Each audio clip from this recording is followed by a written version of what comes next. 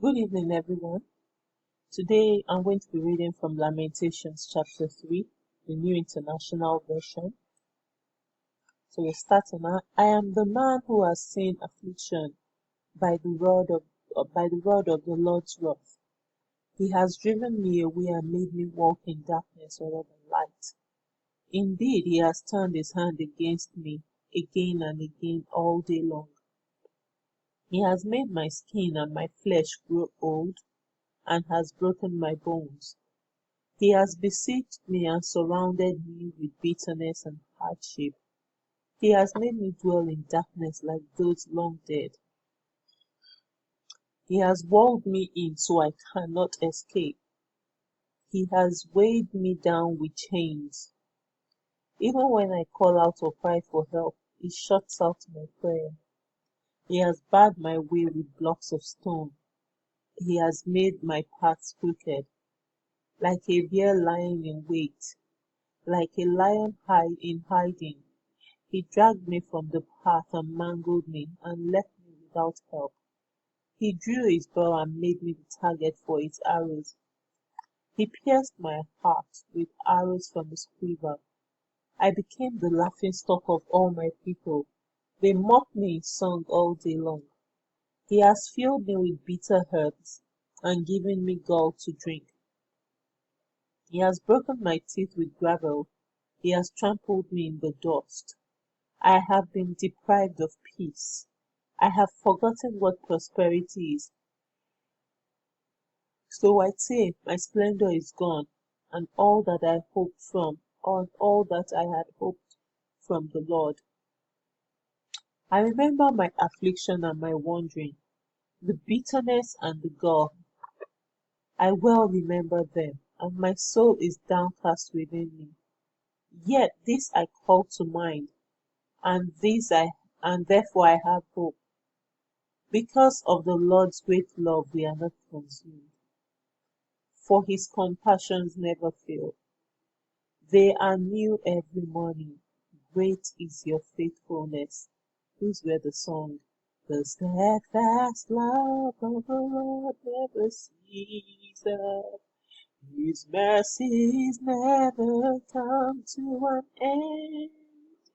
They are new every morning. New every morning, great is thy faithfulness, O Lord. Great is thy faithfulness. But remember what came before it. And let's go on to verse 24. I said to myself, the Lord is my portion, therefore I will wait for him.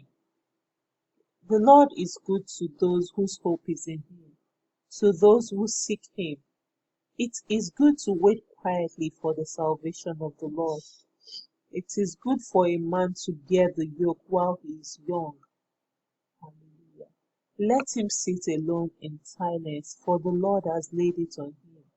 Let him bury his face in the dust. There may yet be hope. Let him offer his cheek to one who will strike him, and let him be filled with disgrace. For no one is cast off by the Lord forever. Though he brings grief, he will show compassion. So great is his unfailing love. For he does not willingly bring affliction or grief to anyone, to crush under foot all prisoners in the land, to deny people their rights before the Most High, to deprive them of justice. Would not the Lord see such things? Who can speak and have it happen if the Lord has not decreed it? Is it not from the mouth of the Most High that both calamities and good things come? Why should the living complain when punished for their sins? Let us examine our ways and test them, and let us return to the Lord. Let us lift up our hearts and hands to God in heaven and say, we have sinned and rebelled, and you have not forgiven. You have covered yourself with anger and pursued us. You have slayed without mercy. You have covered yourself with a cloud so that no prayer can get through. You have made us come and refuse among the nations. All our enemies have opened their mouths wide against us. We have suffered terror and pitfalls, ruin and destruction.